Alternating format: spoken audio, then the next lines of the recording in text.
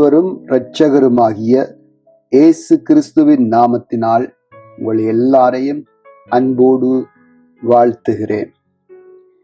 இன்றைய நாளிலே நாங்கள் பார்க்க போகிற ஒரு காரியம், ஒரு தலையங்கத்துக்கு கீழாக நாங்கள் பார்க்க போறோம் சில காரியங்களை.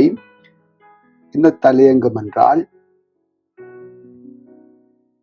தலைவர்களுடைய தகமைகள், இல்லாவிட்டால் கண்காணிப்பை விரும்புகிறவனுடைய தகமைகள், தனிப்பட்ட தகமைகள். இந்த தலையங்கத்துக்கு கீழாக 5 காரியங்களை நாங்கள் பார்க்க போறோம். வேத வசனத்தின் அடிப்படையிலே 5 காரியங்களை பார்க்க போறோம். இந்த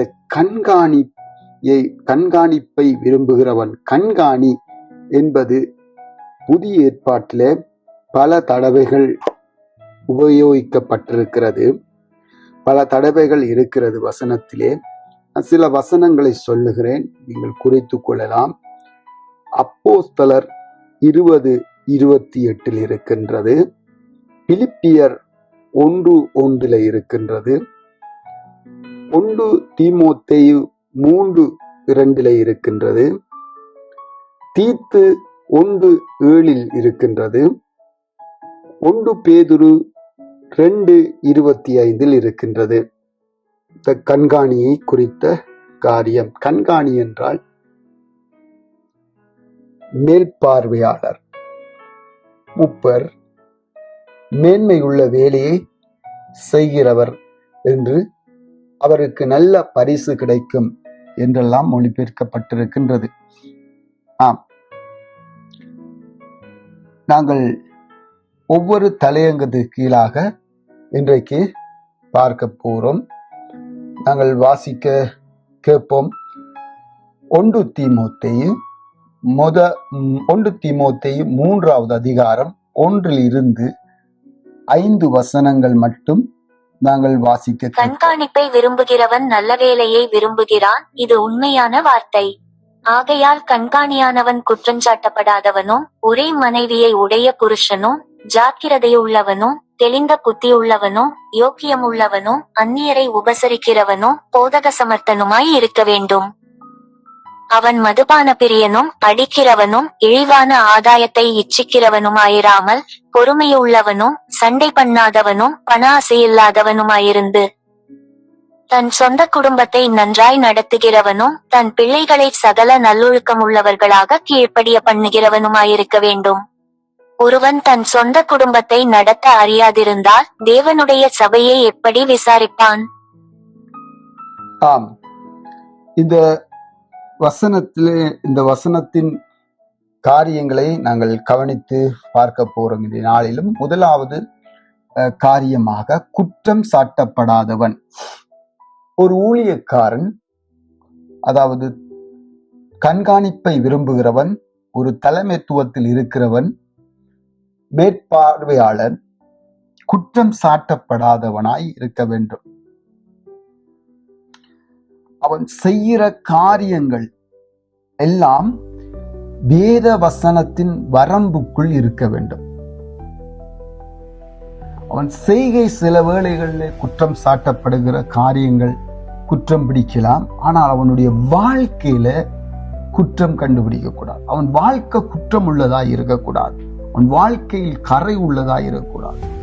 வேத வசனத்தினால் கண்காணியானவன் என்ன செய்ய வேண்டும்? வேத வசனத்தினால் தன்னுடைய வாழ்க்கையை வரம்பு போட்டு வைத்திருக்க வேண்டும்.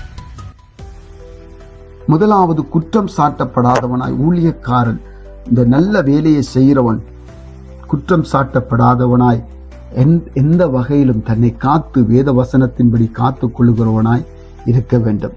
2வது காரியத்தை பார்த்தால் என்னவென்றால், ஜாக்கிரதை உள்ளவனாய் இருக்க வேண்டும். இந்த வேத வசனத்துக்குள்ளே தான் இருக்கிறது. 1 தீமோத்தேயு 3ஆம் அதிகாரம் 1 வாசித்தோம். இந்த வசனத்துக்குள் இந்த காரியம் இருக்கிறது.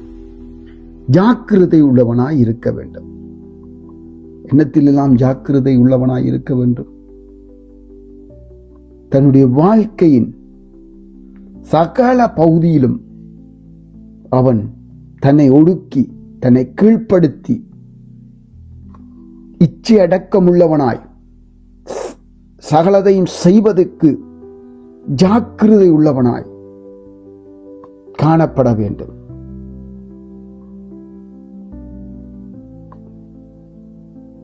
ரோமர் 13:14 சொல்லுகிறது, இச்சை அடக்கமுள்ளவனாய் தன் உடலை பேணி காப்பாற்றுகிறவனாய் காணப்பட வேண்டும். அப்படியா இருக்கும் போது அவனுடைய ஊழிய பாதையில் மிகவும் ஆசீர்வாதம் உள்ளதாய் காணப்படும். ஜாக்கிரதை உள்ளவனாய், ஒரு கண்காணிப்பை விரும்புகிறவன் ஜாக்கிரதை உள்ளவனாய் இருக்க வேண்டும். மூன்றாவது காரியம், தெளிந்த புத்தி உள்ளவனாய் இருக்க வேண்டும். தெளிந்த புத்தி இருக்க, தன்னை குறித்து ஒரு தெளிந்த புத்தி, தன்னுடைய வாழ்வை குறித்து ஒரு தெளிந்த புத்தி, தன்னுடைய ஊழியத்தை குறித்து ஒரு தெளிந்த புத்தி, தன்னை சுற்றிலும் இருக்கிறவர்கள் மற்றவர்களை குறித்து ஒரு தெளிந்த புத்தி இருக்க வேண்டும். சரியான விதத்தில் சகலதையும் கணக்கு பார்க்கிறவனாய், ஒரு தெளிவுள்ளவனாய், தானே குழப்பமுள்ளவனாய் இருந்தால், தான் போகிற காரியங்கள் செய்யறதிலே குழப்பமுள்ளவனாய், ஒரு தெளிவில்லாதவனாய் இருந்தால் எப்படி மந்தையை மேய்ப்பான்? எப்படி கண்காணியாய் இருக்க முடியும்? ஒரு தெளிந்த தண்ணீரை போன்று, ஒரு தெளிவான தண்ணீரை போன்று அவனுடைய வாழ்க்கை இருக்க வேண்டும். தெளிந்த தண்ணீர், தெளிவான ஒரு. அடுத்தது நீங்க பார்த்தீங்களா இருந்தால் ஜோக்கியம் உள்ளவனாய் இருக்க வேண்டும். ஜோக்கியம் உள்ளவனாய் இருக்க வேண்டும். தன்னுடைய நடை, தன்னுடைய ஊழிய பாதை, தன்னுடைய உடை, தன்னுடைய பேச்சு, தன்னுடைய செய்கைகளில் எல்லாம் ஒரு ஒழுக்கம் உள்ளவனாய், வேத வசனத்தின் கோட்பாட்டுக்குள் தன் வாழ்க்கையை அமைத்துக் கொள்ளுகிறவனாய் காணப்பட வேண்டும். இந்த தகமைகள் இதெல்லாம் தனிப்பட்ட, அவனுடைய தனிப்பட்ட வாழ்க்கையில் இருக்கிற தகமைகள் குற்றம் சாட்டப்பட்டால் அவனுடைய ஊழியம் எப்படி இருக்கும்? தன் வாழ்க்கையிலே குற்றம் சுமக்கிறவனாய் குற்றமுள்ளவனாய் கரை உள்ளவனாய் வாழ்ந்தால் எப்படி இருக்கும்? தேவநாம மகிமைப்படுமா? ஜாக்கிரதை அற்றவனாய் இருந்தால் எப்படி இருக்கும்? தெளிந்த புத்தி இல்லாதவனாய் இருந்தால் எப்படி இருக்கும்? அப்ப ஒரு கண்காணிப்பை விரும்புகிறவன், ஒரு தலைமைத்துவத்தை தலைமை பொறுப்பில் இருக்கிறவன், மேல் பார்வை பார்க்கிறவன், அது ஒரு மேன்மையான பணி, அதுக்கு பரிசு கிடைக்கும் என்று வேதம் சொல்லுகிறது. இவைகளை செய்கிறவன் குற்றம் சாட்டப்படாதவனாய், ஜாக்கிரதை உள்ளவனாய், தெளிந்த புத்தி உள்ளவனாய், ஜோக்கியம் உள்ளவனாய் இருக்க வேண்டும். ஐந்தாவது காரியத்தை பார்த்தீங்களா இருந்தால் அவன் ஒரு பொறுமை உள்ளவனாய் இருக்க வேண்டும். பொறுமை கடலிலும் பெரிது.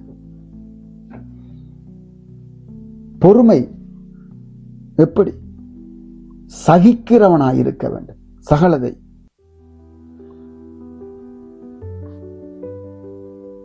சகிப்புத்தன்மை.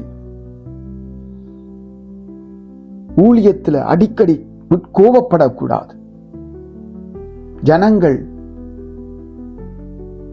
நம்ம டென்ஷன் ஆக்கும் போது நம் கோபப்பட்டு ஜனங்கள் மேல் சீறி பாய்வது, ஜனங்களை பேசுவது கண்டபடி, இவைகள் இருக்கக்கூடாது. சகிக்கிற தன்மை இருக்க வேண்டும். சகிப்பு தன்மை அன்புக்குள்ளேயும் வருகிறது. கண்காணிப்பை விரும்புகிறவன் நல்ல வேலையை விரும்புகிறான். அந்த நல்ல வேலையை செய்கிறவன், தேவன் கொடுத்த அந்த பொறுப்பை செய்கிறவன், அவன் குற்றம் சாட்டப்படாதவனாய், ஜாக்கிரதை உள்ளவனாய், தெளிந்த புத்தி உள்ளவனாய், ஜோக்கியமானதை செய்கிறவனாய், பொறுமை உள்ளவனாய் இருக்க வேண்டும். பொறுமை மிகவும் முக்கியம். ஊழியக்காரன் கண்காணிப்பை விரும்புகிறவனுக்கு, மேல் பார்வை பார்க்கிறவன், மேல் பார்வை பார்த்து ஜனங்களை நடத்துகிறவனுக்கு இந்த பொறுமை மிகவும் முக்கியம்.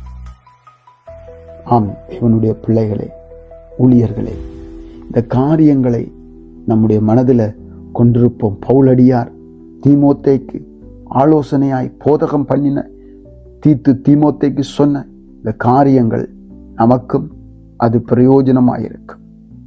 இந்த காரியங்களை நம்ம மனதில் வைத்து தனிப்பட்ட ஒரு தகமையை கொண்டிருப்போம். ஊழியத்தை மிகவும் உன்னதமாய், ஊழியத்தை மிகவும் ஆசீர்வாதத்தோடு செய்வோம். கர்த்தர் உங்களை ஆசீர்வதிப்பாராக. ஆமேன், ஆமேன், ஆமேன்.